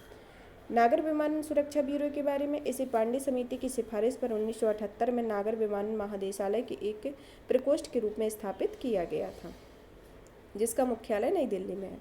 अब आता है एयरक्राफ्ट लीजिंग। एयरक्राफ्ट लीजिंग सरकार ने इंडियन एयरलाइंस को 1 वर्ष तक के लिए वेट लीज पर वाइड बॉडी वाले विमान पट्टे के लेने की अनुमति दी है। वेट लीज का अर्थ है विमान को चालक दल और इंजीनियरों के साथ पट्टे पर देना है। तकनीकी भाषा में वेट लीजिंग को ACMI कहा जाता है। ए का मतलब एयरक्राफ्ट, सी का मतलब क्रू, एम का मतलब मेंटेनेंस, आई का मतलब इंश्योरेंस होता है। ड्राई लीज तब होता है जब एयरलाइन केवल विमान को लीज पर लेते हैं। ड्रेम्प लीज का अर्थ उपयुक्त दोनों प्रकार के बीच की स्थिति होती है। इसके अंतर्गत एक एयरलाइन एक विमान को वेट लीज पर लेती है लेकिन अपने स्वयं के केबिन क्रू का उपयोग करती है। विमानन अधिनियम 2020। विमानन संशोधन अधिनियम 2020 ने DGCA के दीवानी न्यायालय की शरण लिए बिना जुर्माना लगाने का अधिकार दिया है और इसे विमानन संशोधन अधिनियम 2020 के तहत एक वैधानिक निकाय का दर्जा प्राप्त है। अब आता है सड़क मार्ग के बारे में। सड़क मार्ग में सड़क अवसंरचना में निजी निवेश मॉडल। सड़क मार्ग निर्माण में सरकारी निजी भागीदारी के लिए अलग अलग मॉडल विकसित किए गए हैं। इस क्षेत्र के बारे में बिल्ट ऑपरेट ट्रांसपोर्ट BOT और engineering procurement construction EPC model. BOT model, इसके तहत एक निजी संस्था सड़क का निर्माण, डिजाइन और संचालन करती है और कुछ समय बाद वह सड़क को वापस सरकार को सौंप देती है। और EPC मॉडल के तहत इसके तहत लागत पूरी तरह से सरकार वहन करती है और सरकार निजी कंपनियों से इंजीनियरिंग विशेषज्ञताओं के लिए बोलियां अभी आमंत्रित करती है। हाइब्रिड इनोवेटिव मॉडल, यह मॉडल एक हाइब्रिड मॉडल होता है। इसमें EPC 40% और BOT 60% शामिल होता है। मतलब जो इंजीनियरिंग प्रोक्योरमेंट कंस्ट्रक्शन मॉडल होता है इसकी हिस्सेदारी 40% होती है और बिल्ट ऑपरेट ट्रांसफ़र की हिस्सेदारी 60% होती है। सरकार परियोजना को लगभग 40% से 60% राशि की व्यवस्था डेवलपर करता है और टोल शुल्क वसूली सरकार या प्राधिकरण की जिम्मेदारी होती है। अन्य प्रचलित मॉडल में आता है built lease transfer BLT, toll operator transfer TOT model, lease develop operate transfer LDOT आता है। BLT, इस मॉडल में कोई ठेकेदार किसी परियोजना का निर्माण करता है, फिर वह इसे एक निर्धारित अवधि के लिए सरकार को लीज पर देता है और ठेकेदार द्वारा निवेश की वसूली के बाद यह परियोजना पूर्ण रूप से सरकार के स्वामित्व में आ जाती है। एक दूसरे तरह का होता है TOT मॉडल। यह चालू राष्ट्रीय राजमार्ग परियोजनाओं के मुद्रीकरण का एक मॉडल होता है। इसमें निवेशक एक मजबूत ट्रोलिंग प्रणाली व्यवस्था के तहत लंबी अवधि तक टोल वसूली अधिकार प्राप्त करते हैं। इसके बदले में भी सरकार को एक मुफ्त भुगतान करते हैं। एक नेक्स्ट आता है lease develop operate transfer LDOT। इसमें परिसंपत्तियां विशेष शर्तों के तहत निजी क्षेत्र को पट्टे पर दे दी जाती है और ऐसी रियायत अवधि के दौरान परिसंपत्ति का संचालन और रख रखाव करने के लिए किया जाता है। इसके बाद परिसंपत्ति वापस प्राधिकरण या सरकार को सौंप दी जाती है। टर्नकी परियोजना सुर्खियों में क्यों? यह एक प्रकार का अनुबंध है। इसके तहत एक कंपनी विनिर्माण व्यवसाय या सेवा इकाई को पूरी तरह से डिजाइन, निर्मित और सुसज्जित करने के लिए सहमत होती है। इसके बाद प्रतिफल हेतु संचालन के लिए तैयार होने के लिए परियोजना को क्रेता को सौंप दिया जाता है। यह अंतर्राष्ट्रीय परियोजनाओं को पूर्ण करने के तरीकों में से एक है। सड़क मार्ग क्षेत्र से संबंधित अन्य घटनाक्रम, इसमें पहला आता है प्री कॉस्ट कंक्रीट नीति। इसे सड़क एवं राजमार्ग मंत्रालय ने प्री कॉस्ट कंक्रीट नीति में 100 किलोमीटर के दायरे के भीतर की परियोजनाओं में फैक्ट्री निर्मित प्री कॉस्ट कंक्रीट तत्वों का उपयोग अनिवार्य कर दिया है। प्री कॉस्ट कंक्रीट एक प्रकार का कंक्रीट ही है जिसे पुनः प्रयोज्य सांचों का उपयोग करके फैक्ट्री में नियंत्रित परिवेश में ढाला और उपचारित किया जाता है। ऑटोमेटिव उद्योग मानक, इसे सड़क परिवहन और राजमार्ग मंत्रालय ने ऑटोमेटिक इंडस्ट्री स्टैंडर्ड 147 में निर्धारित तकनीकी आवश्यकताओं को संशोधित करने के लिए एक प्रारूप संशोधित किया है। इस संशोधन के जरिए सीट बेल्ट अलार्म और ड्राइवर और अन्य सभी सीटों पर बैठने वालों के लिए अनिवार्य कर दिया गया है और अभी सीट बेल्ट अलार्म का प्रावधान केवल ड्राइवर और सहसंचालक के लिए है और वर्ष 2019 में ड्राइवर और आगे बैठे सह यात्रियों के लिए सीट बेल्ट अलार्म अनिवार्य कर दिया था और यह अंतर्राष्ट्रीय विनिमय संयुक्त राष्ट्र विनिमय संख्या 16 के अनुरूप है। अब आता है अंतर्राष्ट्रीय सड़क यातायात पर अभिविन्यास या जेनेवा कन्वेंशन 1949। सड़क परिवहन और राजमार्ग मंत्रालय ने इस अभिविन्यास के अनुपालन में देश भर में अंतर्राष्ट्रीय ड्राइविंग परमिट जारी करने के लिए प्रक्रिया के मानकीकरण की अधिसूचना जारी की है। यह अधिसूचना एक अंतर्राष्ट्रीय संधि है। यह अनुबंधित पक्षों के लिए कुछ समान नियम बनाकर अंतर्राष्ट्रीय सड़क यातायात के विकास और सुरक्षा को बढ़ावा देना है। भारत इस अभिसमय का हस्ताक्षरकर्ता देश है। भारत सीरीज हाल ही में सड़क परिवहन और राजमार्ग मंत्रालय ने नियमित वाहन पंजीकरण को भारत सीरीज नंबरों में बदलने की अनुमति प्रदान करने के लिए एक प्रस्ताव प्रस्तुत किया है। वर्तमान में केवल एक नए वाहन की भारत सीरीज वाले नंबर प्लेट का विकल्प ले सकते हैं। साथ ही इन संशोधनों को भारत सीरीज के तहत पंजीकृत वाहनों को अन्य व्यक्तियों को भी ट्रांसफर करने की सुविधा प्रदान की गई है। और अन्य व्यक्तियों के तात्पर्य उनसे है जो भारत सीरीज के लिए योग्य एवं अयोग्य हैं। अब आता है भारतीय पोत परिवहन उद्योग। भारतीय पोत परिवहन उद्योग के अंतर्गत आता है landlord port model. Landlord port model सुर्खियों में क्यों? Jawaharlal Nehru port 100% land model वाला भारत का पहला महापत्तन बन गया है। भारत में बंदरगाह और लैंड पोर्ट मॉडल के बारे में। भारत में पत्तनों को भारतीय पत्तन अधिनियम 1908 के अनुसार महापत्तन मतलब केंद्र सरकार के तहत और लघु पत्तन मतलब राज्य सरकार के तहत घोषित किया जाता है के रूप में वर्गीकृत किया गया है। सार्वजनिक निजी भागीदारी लैंड पोर्ट मॉडल की विशेषता है। इस मॉडल में पत्तन प्राधिकरण और विनियामक संस्था और लैंडलॉर्ड के रूप में कार्य करता है। वही पत्तन का संचालन एक निजी कंपनियों के हाथ में होता है, जिसका उद्देश्य निर्णय लेने की प्रक्रिया का विकेंद्रीकरण करना है। साथ ही महापत्तनों के संचालन में पेशेवर क्षमता को बढ़ावा देना भी इसका उद्देश्य है। पत्तनों के बारे में सार्वजनिक निजी भागीदारी मॉडल में पहला आता है सर्विस पोर्ट मॉडल, दूसरा टूल पोर्ट मॉडल और तीसरा आता है corporate port model. Service port model पत्तन प्राधिकरण के पास भूमि, सभी उपलब्ध अचल और सचल परिसंपत्तियों का स्वामित्व होता है। टूल मॉडल के अंतर्गत इसमें अवसंरचना का स्वामित्व, पत्तन की अवसंरचना का स्वामित्व खुद पत्तन प्राधिकारी के पास होता है। और कॉर्पोरेट मॉडल में पत्तनों का पूरी तरह से निजीकरण कर दिया जाता है, लेकिन स्वामित्व सरकार के अधीन होता है। भारत का पहला हरित पत्तन और पोत परिवहन के लिए राष्ट्रीय उत्कृष्टता केंद्र।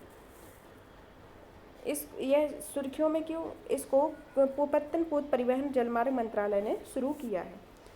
भारत का पहला हरित पत्तन और पोत परिवहन के लिए राष्ट्रीय उत्कृष्टता केंद्र पत्तन पोत परिवहन और जलमार्ग मंत्रालय की एक तकनीकी शाखा के रूप में कार्य करेगा। यह सागरमाला परियोजना के तहत कार्य करेगा।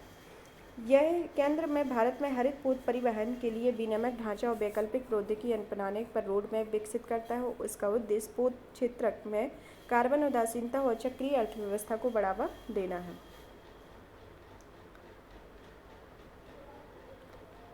अब आता है पोत परिवहन उद्योग से जुड़े अन्य घटनाक्रम।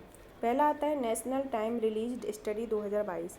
इसे हाल ही में केंद्रीय अप्रत्यक्ष एवं सीमा शुल्क बोर्ड ने जारी किया है। केंद्रीय अप्रत्यक्ष एवं सीमा शुल्क बोर्ड ने जारी किया है नेशनल टाइम रिलीज स्टडी 2022 बंदरगाहों की 4 श्रेणियों के माध्यम से कार्गो क्लियरेंस प्रक्रिया की वार्षिक रिपोर्ट प्रस्तुत करता है।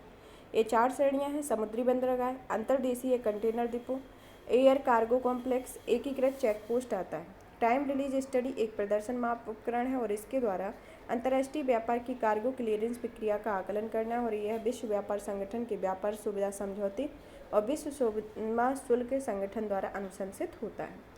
नाविकों के लिए प्रशिक्षण, प्रमाण और निगरानी के मानकों का अंतर्राष्ट्रीय सम्मेलन 1978। यह सम्मेलन भारत और ईरान ने STCW के प्रावधानों के अनुसार दोनों देशों में बंद नाविकों में सुचारू आवाजाही के लिए एक समझौता ज्ञापन पर हस्ताक्षर किए थे। यह अंतर्राष्ट्रीय स्तर पर नाविकों के लिए प्रशिक्षण, प्रमाण और निगरानी से संबंधित न्यूनतम मानकों को स्थापित करने का एक बहुपक्षीय कन्वेंशन है। इसे 1978 में अपनाया गया था और 1984 में लागू किया गया। अब आता है अवसंरचना से संबंधित मुख्य अवधारणाएं और जानकारी। पहला आता है डेटा सेक्टर्स को बुनियादी ढांचे का दर्जा। केंद्र सरकार ने 5 मेगावाट IT लोड की न्यूनतम क्षमता वाले डेटा सेक्टर्स की बुनियादी ढांचा का दर्जा दिया है। डेटा सेंटर को बुनियादी ढांचा उपक्षेत्रों की हार्मोनाइज्ड मास्टर लिस्ट में शामिल किया गया है। यह एक केंद्रीकृत स्थान में समर्पित सुरक्षित जगह होती है जहां कंप्यूटिंग और नेटवर्क उपकरण बड़ी मात्रा में डेटा एकत्रण, भंडारण, प्रसंस्करण, वितरण और पहुंच की अनुमति देने के उद्देश्य से स्थापित किए जाते हैं, जो निम्नलिखित सेवाएं प्रदान करते हैं, जिसमें पहली आती है नेटवर्क इंफ्रास्ट्रक्चर, दूसरी स्टोरेज इंफ्रास्ट्रक्चर, तीसरी कंप्यूटिंग संसाधन आते हो। भारत सबसे बड़ा hyper scale data centre Yotta D1 greater Noida Uttar Pradesh में स्थापित है। राष्ट्रीय रियल एस्टेट विकास परिषद नारेडिको ने सदस्य डेवलपर्स को बैंकों और वित्तीय संस्थाओं में आसानी से ऋण प्राप्त करने सक्षम बनाने के लिए एक वित्त समिति का गठन किया है। यह आवासन एवं शहरी कार्य मंत्रालय के तहत एक स्वायत्त स्वाभिनियामक निकाय है जिसे 1998 में स्थापित किया गया था। यह भारत के प्रमुख रियल एस्टेट सरकारी उद्योगों के रूप में कार्य करता है और जो केंद्रीय आवास एवं शहरी कार्य मंत्रालय मंत्री नारेडको के मुख्य संरक्षक के रूप में कार्य करता है। अब आते हैं स्मार्ट समाधान चुनौती और समावेशी शहर पुरस्कार 2022। ये पुरस्कार भारत में national industry of urban affairs और संयुक्त राष्ट्र की एक पहल है। इसका लक्ष्य दिव्यांग व्यक्तियों, महिलाओं, लड़कियों, बुजुर्गों के सामने आने वाली शहर स्तरीय सुलभता और समावेशन से जुड़ी चुनौतियों का समाधान करना है। पुरस्कारों का उद्देश्य लोक केंद्रित डिजाइन को बढ़ावा देना तथा नवीन घरेलू तकनीकी नवाचार और समाधानों को प्रोत्साहित करना होता है। राष्ट्रीय औद्योगिक गलियारी विकास कार्यक्रम, इसे शीर्ष निगरानी प्राधिकरण NICDP की गतिविधियों की समय सीमा पर समीक्षा करने का कार्य सौंपा गया है तथा एक अखिल भारतीय बुनियादी ढांचा कार्यक्रम है। इसका उद्देश्य औद्योगिक शहरों को स्मार्ट शहरों के रूप में विकसित करना, साथ ही अगली पीढ़ी की प्रौद्योगिकियों को बुनियादी ढांचा क्षेत्रों में समाहित करना है। इसके तहत भारत अलग अलग औद्योगिक गलियारा परियोजनाओं का विकास कर रहा है तथा इसके अंतर्गत 11 एकीकृत औद्योगिक आर्थिक गलियारा के तहत 32 परियोजनाएं शामिल हैं और नीति आयोग निम्नलिखित परियोजनाओं को PM गति शक्ति के तहत लाने की संभावनाओं पर विचार करेगा, जिसमें आती हैं औद्योगिक माल भाड़ा और रक्षा गलियारा, दूसरा PM मित्र पार्क, तीसरा मेडिकल, फार्मा और लॉजिस्टिक पार्क इत्यादि आएंगे।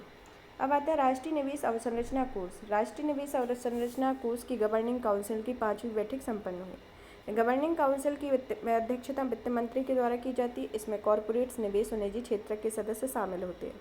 भारत सरकार द्वारा समर्थित राष्ट्रीय निवेश अवसंरचना कोर्स एक अंतर्राष्ट्रीय और भारतीय निवेशकों के लिए एक सहयोगी निवेश मंच होता है जिसमें 3 निधियों का प्रबंधन करती हैं। इसमें आती है master fund, fund of funds और स्ट्रेटेजिक फंड आती हैं। Transport for all challenge stage 2। Transport for all challenge आवासन और शहरी कार्य मंत्रालय की एक पहल है। परिवहन और विकास नीति संस्थान तथा विश्व बैंक ने संयुक्त रूप से इसका आयोजन किया है। इसका उद्देश्य नागरिकों की आवाजाही के अनुभव को बेहतर करना और यह पहल डिजिटल नवाचार को केंद्रित करती है ताकि सभी नागरिकों की आवाजाही संबंधी आवश्यकताओं को बेहतर ढंग से पूरा किया जाए। International transport forum. केंद्रीय मंत्रिमंडल ने भारतीय परिवहन क्षेत्र में इंटरनेशनल ट्रांसपोर्ट फोरम गतिविधियों को समर्थन करने के लिए भारत फ्रांस समझौते पर मंजूरी प्रदान की है। इसमें निम्नलिखित सहायता प्राप्त होगी। पहला, नए वैज्ञानिक परिणाम प्राप्त करने में, नई नीति अंतर्दृष्टि में, तीसरा, वैज्ञानिक संपर्क में वृद्धि के माध्यम से क्षमता निर्माण में, चौथा, भारत में परिवहन क्षेत्र में कार्बनीकरण के लिए प्रौद्योगिकी विकल्पों को पहचान करने में तथा ITF का मुख्यालय पेरिस फ्रांस में है तथा यह प्रशासनिक एवं आर्थिक विकास के संगठन के लिए एकीकृत एक अंतर्राष्ट्रीय अंतर सरकारी संगठन है जिसे वर्ष 2006 में 43 देशों के मंत्रियों ने गठित किया था और वर्तमान में इसमें 64 सदस्य देश शामिल है। यह लोगों के जीवन को बेहतर बनाने के उद्देश्य से परिवहन नीतियों के लिए एक थिंक टैंक के रूप में कार्य करता है। यह मात्र एक वैश्विक निकाय है जिसके पास सभी परिवहन साधन के लिए अधिदेश है।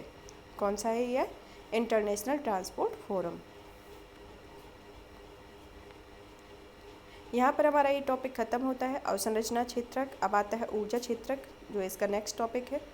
इसके अंतर ऊर्जा क्षेत्रक में एनर्जी सेक्टर के अंतर्गत पहली आती है विद्युत क्षेत्र में पावर सेक्टर के अंतर्गत पहला आता है ग्रीन एनर्जी ओपन एक्सेस नियमावली। सुर्खियों में क्यों? विद्युत मंत्रालय ने ग्रीन एनर्जी ओपन एक्सेस नियमावली 2022 को अधिसूचित किया है। ओपन एक्सेस के बारे में और इसके उद्देश्य। ओपन एक्सेस से आशय पात्र उपभोक्ताओं, उत्पादकों तथा राज्य वितरण कंपनियों के लिए विद्युत पारेषण और वितरण प्रणाली का तक गैर भेदभावपूर्ण पहुँच से है। विद्युत नियमावली 2022 का उद्देश्य हमारे नवीनीकरण ऊर्जा कार्यक्रम को गति प्रदान करना है। इसकी नियमावली की प्रमुख विशेषताएं। पहली, हरित ऊर्जा के लिए ओपन एक्सेस लेनदेन की सीमा 1 मेगावाट से घटाकर 100 किलोवाट कर दी गई है और 100 किलोवाट या इससे अधिक कनेक्टेड लोड वाला कोई भी उपभोक्ता green energy open access portal का उपयोग करके किसी भी नवीनीकरणीय ऊर्जा उत्पादन संयंत्र से ओपन एक्सेस के जरिए नवीनीकरणीय ऊर्जा प्राप्त कर सकेगा। दूसरा, खुली पहुंच के लिए अनुमोदन प्रक्रिया में पारदर्शिता अपनाई गई है। यह अनुमोदन 15 दिनों में प्रदान किया जाएगा। तीसरा, यदि हरित ऊर्जा का उपयोग ग्रीन हाइड्रोजन और ग्रीन अमोनिया के उत्पादन में किया जाता है तो क्रॉस सब्सिडी अधिभार के अतिरिक्त अधिभार लागू नहीं होगा। उपभोक्ता डिस्कॉम से हरित ऊर्जा की आपूर्ति को मांग करने के पात्र हैं। उपभोक्ताओं को हरित प्रमाण पत्र दिया जाएगा यदि वे हरित ऊर्जा का उपभोग करते हैं तो। वाणिज्य और औद्योगिक उपभोक्ताओं को स्वेच्छा से हरित ऊर्जा खरीदने की अनुमति होगी तथा वितरण लाइसेंसधारियों के क्षेत्र में सभी बाध्य संस्थाओं का एक समान नवीनीकरण खरीद दायित्व होगा। संबंधित सुर्खियों में जनरल नेटवर्क एक्सेस विनिमय। ये विनिमय केंद्रीय विद्युत विनियामक आयोग ने जारी किए हैं। इसका उद्देश्य विद्युत पारेषण के लिए विनियामक ढांचे को कारगर बनाना है। एक राष्ट्र एक ग्रिड की अवधारणा पर यह कार्य करते। अब आते हैं विद्युत संशोधन विधेयक 2022। हाल ही में सरकार ने लोकसभा में विद्युत संशोधन विधेयक 2022 प्रस्तुत किया है। इससे संबंधित तथ्य में विद्युत संशोधन विधेयक 2022 का उद्देश्य विद्युत अधिनियम 2003 में संशोधन करना है तथा भारत में यह एक विद्युत नियंत्रक के रूप में नियंत्रित है। विद्युत अधिनियम 2003 के बारे में इसका उद्देश्य प्रतिस्पर्धा लाना और उपभोक्ता के हितों की रक्षा करना होता है। यह राष्ट्रीय विद्युत नीति, ग्रामीण विद्युतीकरण, विद्युत व्यापार, अनिवार्य मीटरिंग और चोरी के लिए कड़ी दंड का प्रावधान करता है। इसने विद्युत अधिनियम 1910, विद्युत आपूर्ति अधिनियम 1948 और विद्युत विनियामक आयोग अधिनियम 1998 का स्थान लिया है तथा यह केंद्रीय और राज्य विद्युत विनियामक आयोग की भी स्थापना की है। इस विधेयक के मुख्य प्रावधान यह डिस्कॉम के लिए अपने स्वयं के नेटवर्क के माध्यम से विद्युत वितरित करने की अनिवार्यता को समाप्त करेगा और इस विधेयक के अनुसार डिस्कॉम को एक ही क्षेत्र में संचालित अन्य सभी डिस्कॉम्स में अपने नेटवर्क की गैर भेदभावपूर्ण खुली पहुंच प्रदान करनी होगी और इसके बदले डिस्कॉम निश्चित शुल्क वसूल कर सकते हैं। आपूर्ति के लिए एक ही क्षेत्र में कई डिस्कॉम मामले में SERC टैरिफ के लिए अधिकतम और न्यूनतम टैरिफ सीमा निर्धारित की जाएगी। एक ही क्षेत्र के लिए कई लाइसेंस देने पर राज्य सरकार द्वारा क्रॉस सब्सिडी बैलेंसिंग फंड गठित किया जाएगा। क्रॉस सब्सिडी के अंतर्गत एक उपभोक्ता श्रेणी किसी अन्य उपभोक्ता श्रेणी के उपभोग की सब्सिडी वहन कर सकती है तथा क्रॉस सब्सिडी के वितरण लाइसेंस धारक के पास कोई भी अधिशेष उपयुक्त फंड में जमा किया जाएगा और फंड का उपयोग एक ही क्षेत्र या किसी अन्य क्षेत्र में दूसरे डिस्कॉम्स के लिए क्रॉस सब्सिडी के घाटे की क्षतिपूर्ति के लिए किया जाता है।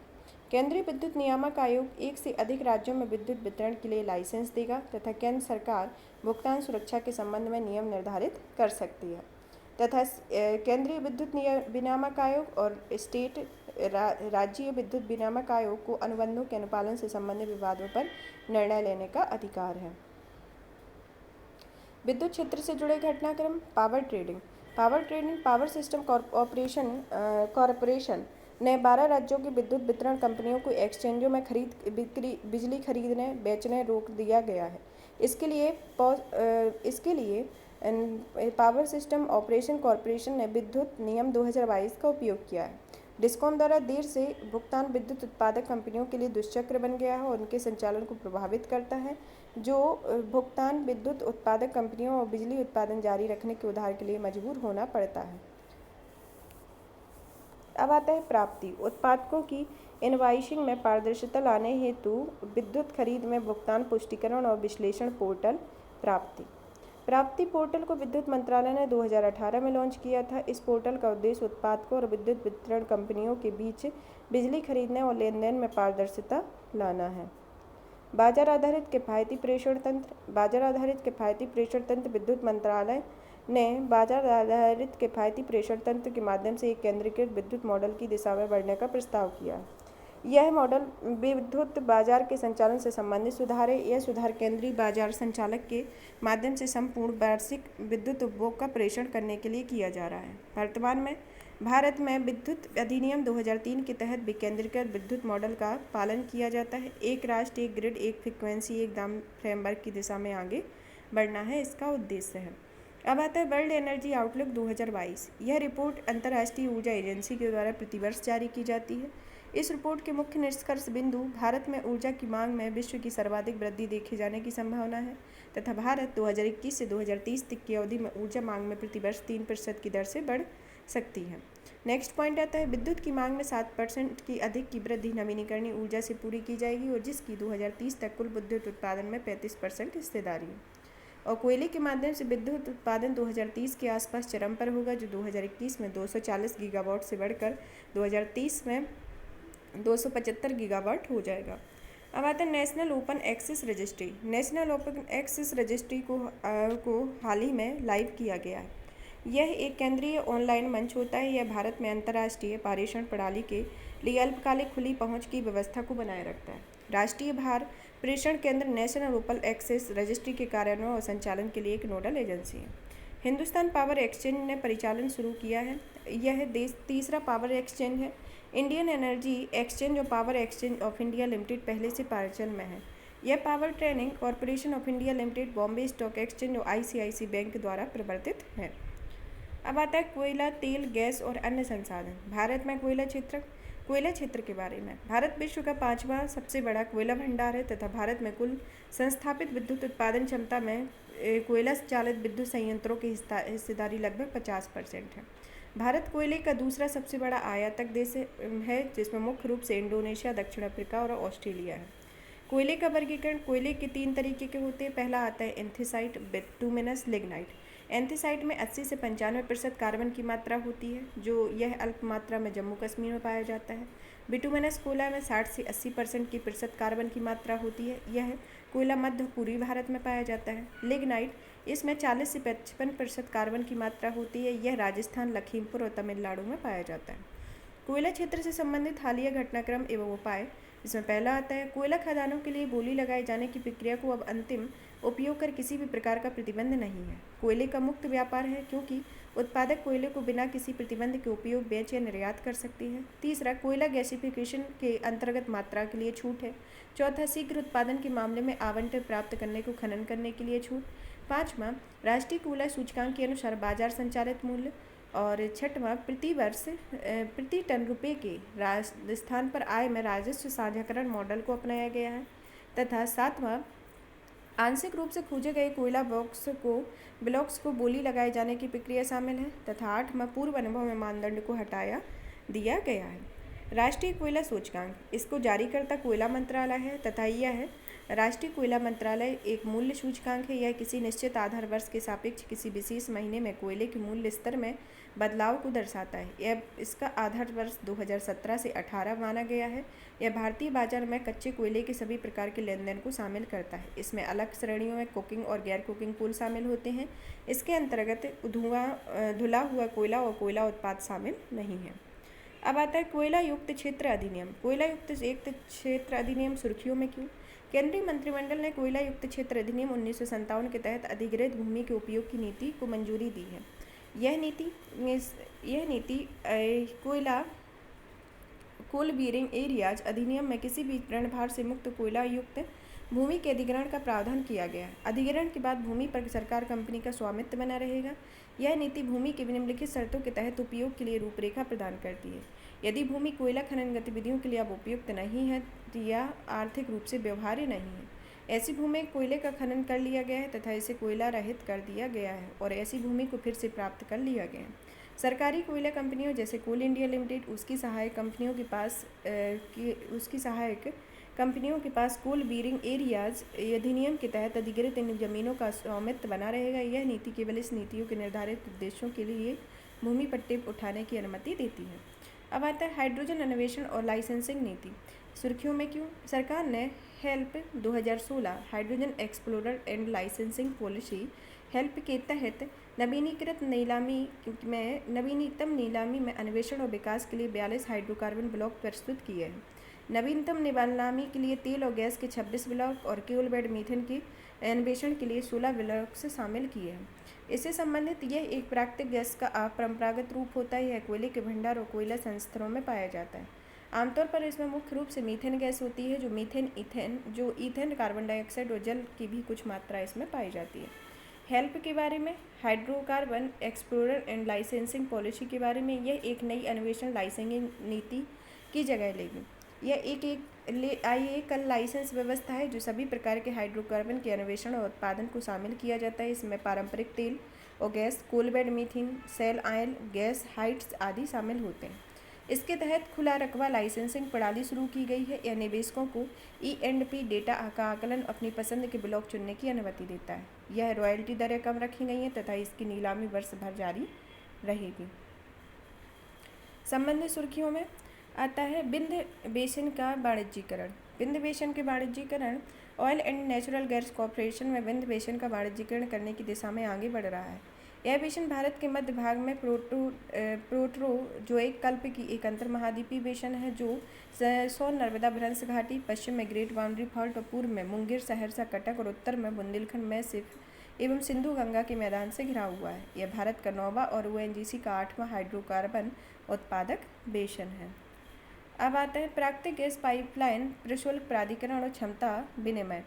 इस सुर्खियों में पेट्रोलियम और प्राकृतिक गैस विनियामक बोर्ड ने प्राकृतिक गैस पाइपलाइन प्रशुल्क प्राधिकरण और क्षमता विनियमों में संशोधन किए हैं। इस संशोधन के उद्देश्य एक राष्ट्र एक ग्रिड और एक प्रशुल्क दर लक्ष्य को प्राप्त करने के लिए देश के दूर दराज देशों में प्रतिस्पर्धी और सस्ती दरों पर प्राकृतिक गैस पहुंचाना है। ये संशोधन एकीकृत प्रशुल्क विनियमों के कार्यान्वयन के लिए आरंभिक प्रयासों के रूप में कार्य करेंगे। यह 1 अप्रैल 2023 से लागू होंगे। इसका पेट्रोलियम प्राकृतिक गैस विनियामक बोर्ड यह गठन 2006 के अधिनियम के तहत किया गया है। इसका उद्देश्य पेट्रोलियम और प्राकृतिक गैस से संबंधित विशेषीकृत गतिविधियों में लगे उपभोक्ताओं और संस्थाओं के हितों की रक्षा करना होता है। इसमें प्रमुख संशोधन है, इसमें एकीकृत प्रशुल्क जोन की संख्या 2 से बढ़ाकर 3 कर दी गई है। यह कंपनी स्तर पर समेकित प्राकृतिक गैस पाइपलाइन प्रशुल्क लागू होंगे। यह प्राकृतिक गैस गंधहीन होती है और यह एक हाइड्रोकार्बन का गैसीय मिश्रण होती है जो मुख्य रूप से मीथेन से बनी होती है। गैस क्षेत्र से संबंधित घटनाक्रम। दुनिया का पहला संपीड़ित प्राकृतिक गैस टर्मिनल। इसे प्रधानमंत्री नरेंद्र मोदी जी ने गुजरात के भावनगर में विश्व के पहले सीएनजी टर्मिनल और ब्राउनफील्ड पतन की आधारशिला रखी है। यह परिचालन वर्ष 2026 तक पर आरंभ होने की उम्मीद है। यह सार्वजनिक निजी भागीदारी मॉडल के रूप में विकसित किया गया है। इसकी कार्गो हैंडलिंग क्षमता 1.5 मिलियन मैट्रिक टन प्रति वर्ष है। अब आता है Indian gas exchange. Indian gas exchange ONGC ने इंडियन गैस एक्सचेंज पर घरेलू गैस का व्यापार करना प्रारंभ किया है। ऐसा करने वाली भारत की पहली एक्सप्लोरर एंड प्रोडक्शन कंपनी बन गई है। Indian gas exchange Indian energy exchange की सहायक कंपनी है। यह एक प्राकृतिक गैस के लिए एक व्यापारिक मंच है जो पेट्रोलियम और प्राकृतिक गैस विनियामक बोर्ड की विनियामक ढांचे के अधीन कार्य करता है। One nation one gas grid. One nation one gas grid कई क्षेत्रीय ग्रिडों को जोड़कर एक राष्ट्रीय ग्रिड बनाने का केंद्रीय पहल है। इसे कई हितधारकों को प्राकृतिक गैस द्वारा उत्पादित ऊर्जा को आपूर्ति करने में मदद करती है। इसके तहत प्राकृतिक गैस आधारित ऊर्जा का उत्पादन वितरण एक ही गैस प्रणाली के माध्यम से संपूर्ण देश में किया जाएगा, जिसका उद्देश्य देश में गैस की उपलब्धता में विद्यमान क्षेत्रीय असमानता को कम करना है। अब आता है गैस मूल्य निर्धारण पर गठित किरीट पारीख समिति। किरीट पारीख समिति निम्नलिखित उद्देश्यों में गैस मूल्य निर्धारण की सिफारिश करती है, जिसमें पहला है उपभोक्ताओं को उचित मूल्य पर गैस उपलब्ध कराना तथा 2030 तक भारत के एनर्जी मिक्स में गैस की हिस्सेदारी बढ़ाकर 15% करना है।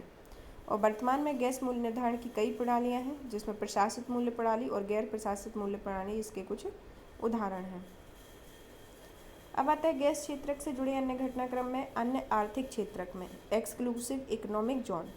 एक्सक्लूसिव इकोनॉमिक जोन रक्षा एवं अंतरिक्ष एजेंसियों के अधीन 99% निषिद्ध घोषित क्षेत्र को तेल की खोज और उत्पादन के लिए सरकार को सौंप दिया गया है। इसका उद्देश्य भारत की ऊर्जा सुरक्षा को प्राथमिकता देना है तथा इस कदम से भारत में EEZ का लगभग 2.37 मिलियन वर्ग किलोमीटर का नो क्षेत्र 42% से कम होकर 1% रह जाएगा। अब आता है घरेलू रूप से उत्पादित कच्चे तेल की बिक्री में विनिमय में ढील दी गई है। केंद्र सरकार ने 1 अक्टूबर 2022 में घरेलू रूप से उत्पादित कच्चे तेल की बिक्री में विनिमय में ढील की मंजूरी दी है। इसमें सरकार तथा उसके द्वारा नामित सरकारी रिफाइनरी कंपनियों को कच्चा तेल बेचने के लिए उत्पादन साझाकरण अनुबंध की शर्तों में छूट दी जाएगी। पहले की तरह इसके लिए निर्यात की अनुमति नहीं होगी। रूस बना भारत का दूसरा सबसे बड़ा तेल आपूर्तिकर्ता। सऊदी अरब को पीछे छोड़ते हुए रूस भारत का दूसरा सबसे बड़ा तेल आपूर्तिकर्ता देश बन गया है और इराक भारत का सबसे बड़ा तेल आपूर्तिकर्ता देश है तथा अमेरिका चीन के बाद भारत विश्व का तीसरा सबसे बड़ा तेल उपभोक्ता राष्ट्र और भारत अपनी तेल आपूर्ति का 80% आयात के जरिए प्राप्त करता है तथा 2021 में भारत के शीर्ष तेल आपूर्तिकर्ता देश इराक, सऊदी अरब, संयुक्त अरब अमीरात, अमेरिका और नाइजीरिया थे। ऑयल बॉन्ड सरकार द्वारा तेल विपणन कंपनियों को जारी किया गया एक वचन पत्र होता है और सरकार द्वारा इसे तेल विपणन कंपनियों पर बकाया नकदी के बदले जारी किया जाता है। यह यदि सरकार नकद में भुगतान करती है तो उसे भुगतान करने हेतु धन एकत्र करने के लिए उपभोक्ताओं पर ही कर लगाना होगा। ऊर्जा क्षेत्र से संबंधित प्रमुख अवधारणा एवं अन्य जानकारी में पहला आता है एनर्जी पॉवर्टी। एनर्जी पॉवर्टी ऊर्जा निर्धनता को ईंधन निर्धनता के रूप में जाना जाता है। यह आम तरीकों से 2 तरीके से परिभाषित होती है। पहला, ऊर्जा तक पहुँच यानी कि बिजली तक पहुँच का अभाव, और दूसरा आता है ऊर्जा वहन की करने की क्षमता अर्थात अकुशल और प्रदूषणकारी ऊर्जा स्रोतों पर घरेलू निर्भरता जैसे कि ठोस बायोमास का जलाना। कालेश्वरम लिफ्ट सिंचाई परियोजना। जल शक्ति मंत्रालय ने कहा है कि कालेश्वरम लिफ्ट सिंचाई परियोजना राष्ट्रीय परिप्रेक्ष्य योजना के तहत शामिल होने के योग्य नहीं है। इसका कारण यह है कि तेलंगाना ने केंद्र में निवेश संबंधी मंजूरी प्राप्त कर ली है तथा कालेश्वरम लिफ्ट सिंचाई परियोजना गोदावरी की एक बहुउद्देशीय नदी सिंचाई परियोजना है। यह कालेश्वरम तेलंगाना में स्थित है। यूएन एनर्जी की कार्य योजना। यूएन एनर्जी की कार्य योजना इसे 2025 के लिए कार्य योजना आरंभ की गई। यह कार्य योजना वैश्विक ऊर्जा संकट और बिगड़ते जलवायु आपात को देखते हुए शुरू की गई है। यह योजना स्वच्छ, सभी के लिए सस्ती ऊर्जा और शुद्ध शून्य उत्सर्जन की दिशा में आगे बढ़ने के लिए व्यापक कार्रवाई और समर्थन को प्रेरित करने के लिए एक बड़ा कदम है। यूएन एनर्जी के बारे में, यह ऊर्जा के क्षेत्र में अंतर एजेंसी सहयोग के लिए संयुक्त राष्ट्र का एक तंत्र है जो सतत विकास के 7वें लक्ष्य को प्राप्त करने के लिए संयुक्त राष्ट्र की अंतर विषयक प्रक्रिया में सुसंगतता को बढ़ावा देना है। अब आता है पेट्रोलियम और विस्फोटक सुरक्षा संगठन। सरकार ने इसरो को अंतरिक्ष रॉकेट के लिए ठोस प्रडोदन को उपयोग और भंडारण के लिए petroleum and explosive safety organisation से अनुमति प्राप्त करने की छूट प्रदान की है। यह पहले विस्फोटक विभाग के रूप में जाना जाता था, जिसका मुख्यालय नागपुर में है।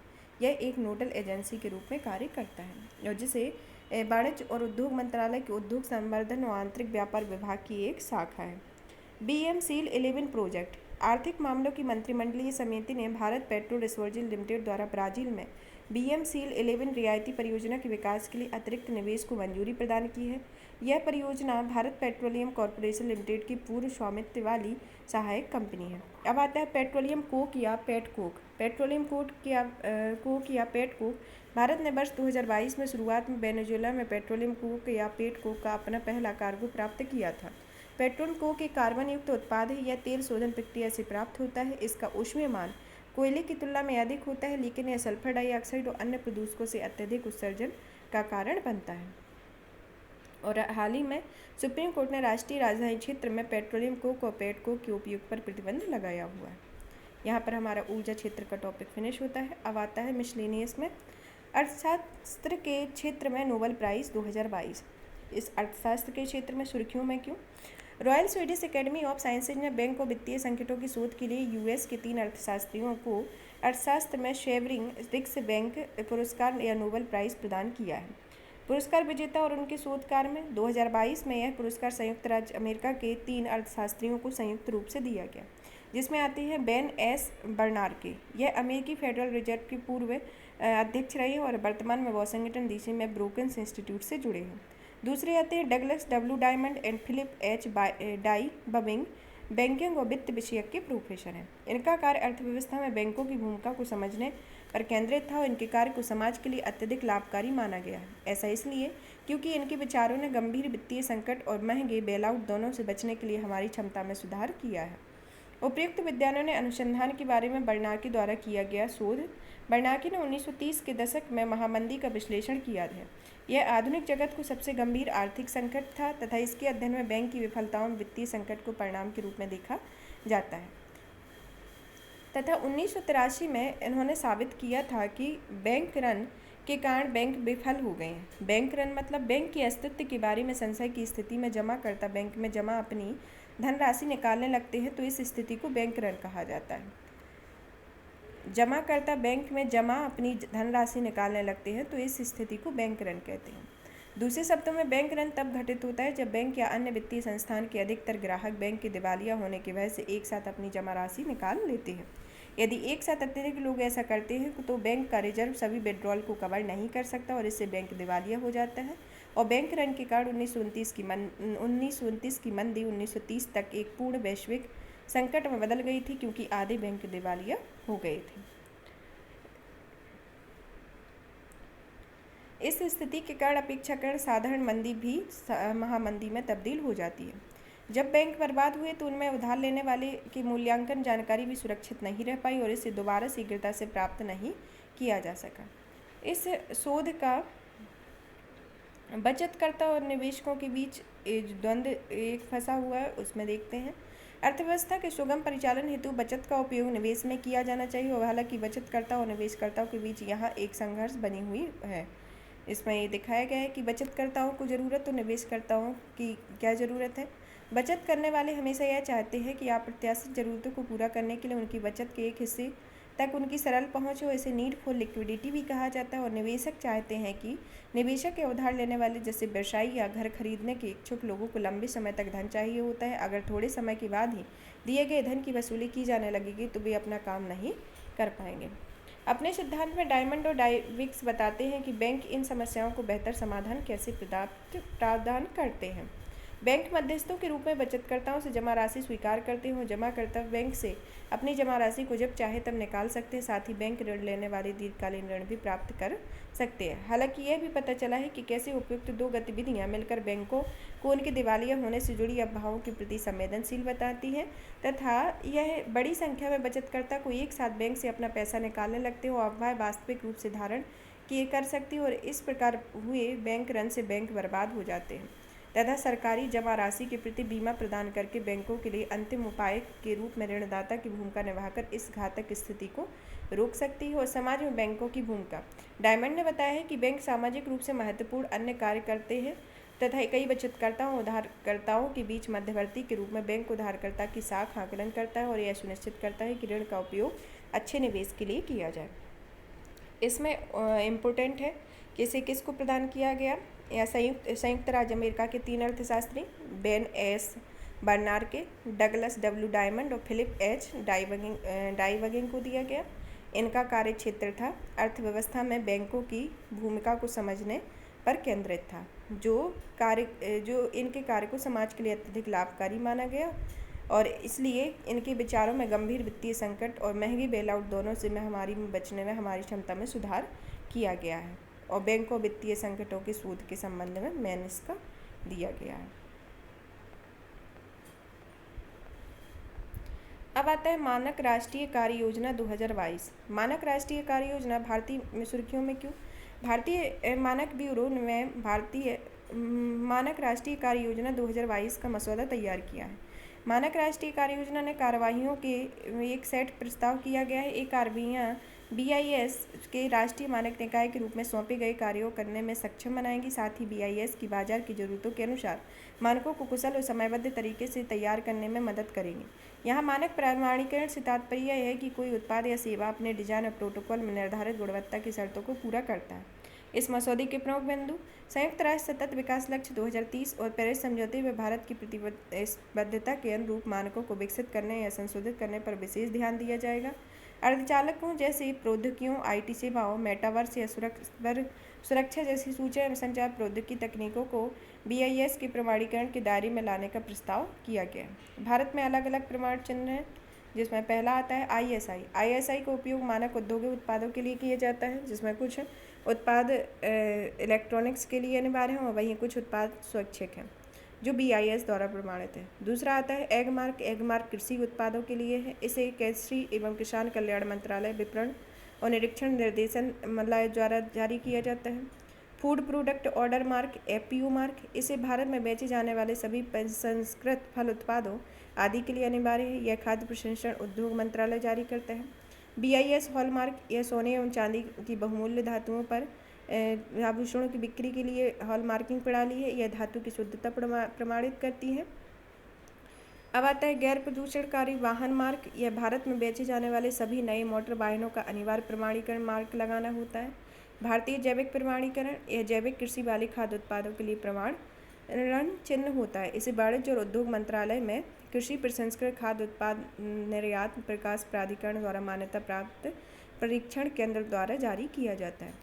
कौन कौन से हैं? ISI, egg mark, food product order mark, BIS hall mark, गैर प्रदूषणकारी वाहन मार्क और भारतीय जैविक प्रमाणीकरण। संबंधित सुर्खियाँ, भारतीय गुणवत्ता परिषद। भारतीय गुणवत्ता परिषद यह सोसाइटी पंजीकरण अधिनियम 1860 के तहत पंजीकृत एक गैर लाभकारी संगठन है। यह एक स्वायत्त निकाय है जिसे 1997 में वाणिज्य उद्योग मंत्रालय द्वारा भारतीय उद्योग के साथ संयुक्त रूप से सार्वजनिक निजी भागीदारी के माध्यम से स्थापित किया गया था तथा इसे उद्योग संवर्धन और आंतरिक व्यापार विभाग में प्रशासनिक नियंत्रण के अधीन रखा गया है।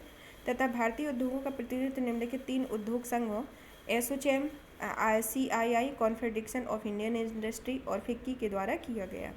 इसका उद्देश्य राष्ट्रीय प्रत्ययन ढांचे का गठन एवं संचालन और राष्ट्रीय गुणवत्ता अभियान के माध्यम से गुणवत्ता को बढ़ावा देना होता है और उद्योग जगत की सिफारिश के आधार पर प्रधानमंत्री द्वारा इसके अध्यक्ष की नियुक्ति की जाती है।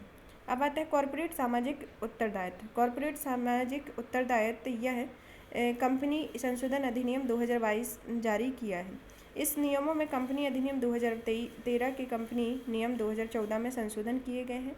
नए नियमों में मुख्य प्रावधान: कंपनियों में खर्च नहीं किए गए CSR खाते की राशि को 3 वर्ष के भीतर इस्तेमाल करना अनिवार्य है। साथ ही इसके कार्यान्वयन की निगरानी के लिए CSR समिति का गठन करना होगा तथा सामाजिक प्रभाव आकलन के लिए व्यय को CSR खर्च में शामिल किया जाएगा। हालांकि यह व्यय एक वित्तीय वर्ष में कुल CSR खर्च के 2.5% या 50 लाख रुपये से ज़्यादा नहीं होना चाहिए। पहले कुल CLR 5% या 50 लाख रुपये था। 10 करोड़ रुपये या अधिक CSR बजट वाले व्यवसायों में 1 करोड़ रुपये या अधिक के परिव्यय वाली परियोजनाओं के लिए SIA अनिवार्य है। कंपनियों को अपनी वेबसाइट पर CSR समिति की संरचना और CSR नीति का उल्लेख करना आवश्यक है। CSR के बारे में: CSR यह व्यवसायों द्वारा अपने व्यावसायिक कार्यों में सामाजिक व पर्यावरणीय चिंताओं को शामिल करने की प्रतिबद्धता है। यह CSR व्यय निम्न कंपनियों पर अनिवार्य है। पहला, जिनका नेटवर्क 500 करोड़ रुपये या उससे अधिक हो, जिनका टर्नओवर 1000 करोड़ या उससे अधिक हो, जिनका 5 करोड़ रुपये या उससे अधिक का शुद्ध लाभ हुआ हो। इन कंपनियों को अपने पिछले 3 वित्तीय वर्षों की राशि के औसत नेट प्रॉफिट का 2% CSR गतिविधियों पर खर्च करना जरूरी होता है। CSR से संबंधित अन्य तथ्य में सरकार MCA 21 पोर्टल पर दिए गए विवरण के माध्यम से CSR अनुपालन की निगरानी करती है और CSR नियमों का अनुपालन नहीं किए जाने पर एक सिविल मामला माना जाता है। CSR व्यय के लिए करों पर कोई विशेष छूट नहीं दी गई है। CSR कोष में योगदान को CSR व्यय माना जाता है, जिसमें स्वच्छ भारत कोष, स्वच्छ गंगा कोष, प्रधानमंत्री राष्ट्रीय आपदा कोष और PM केयर्स फंड इत्यादि आते हैं।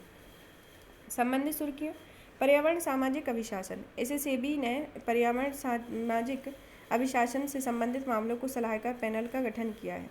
पैनल के लिए विचाराधीन विषयों में व्यावसायिक उत्तरदायित्व, संधारणीयता रिपोर्ट में सुधार करना, ESG रेटिंग, ESG इन्वेस्टिंग होता है।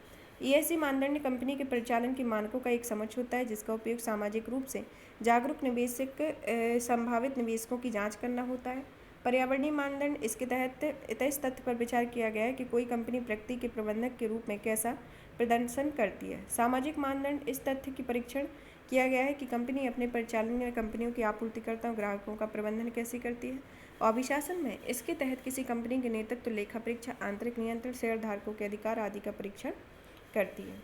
BRSR बाजार पूंजीकरण के आधार पर शीर्ष 1000 सूचीबद्ध कंपनियों पर लागू होती है। साथ ही यह रिपोर्टिंग को वित्त वर्ष 2022-23 के लिए अनिवार्य बनाती है। राष्ट्रीय वित्तीय रिपोर्टिंग प्राधिकरण, इसका गठन 2018 में किया गया था। इसे कंपनी अधिनियम 2013 के तहत गठित किया गया था। इसका गठन भारत के सभी तरह की कॉर्पोरेट वित्तीय रिपोर्टिंग की गुणवत्ता में सुधार करने के लिए किया गया है। इसके अध्यक्ष की नियुक्ति केंद्र सरकार के द्वारा की जाती है। इसमें कुल 15 सदस्य होते हैं। इनके कार्यों एवं कर्तव्य निम्न प्रकार से हैं, जिसमें पहला आता है कंपनियों द्वारा अपनाई जाने वाली लेखांकन और लेखा परीक्षा नीतियों का सिफारिश करना। दूसरा, लेखांकन मानकों और लेखा परीक्षा मानकों के अनुपालन की निगरानी एवं प्रवर्तन करना। तीसरा, अनुपालन सुनिश्चित करने में जुड़े व्यवसायों की सेवा की गुणवत्ता की निगरानी करना है, जिसका उद्देश्य यह उन कंपनियों द्वारा लेखा या लेखा परीक्षा मानकों के अनुपालन की निगरानी के लिए अधिदेशित है जिन्हें सार्वजनिक हित की संस्थाओं के रूप में वर्णित किया गया है। इस समूह में सभी सूचीबद्ध कंपनियां और बड़ी गैर सूचीबद्ध कंपनियां शामिल होती हैं। यहाँ पर हमारी इकोनॉमिक की सीरीज ख़त्म होती है और इसी तरीके से सभी सीरीज को देखने के लिए चैनल को लाइक करें, सब्सक्राइब करें, शेयर करें। धन्यवाद।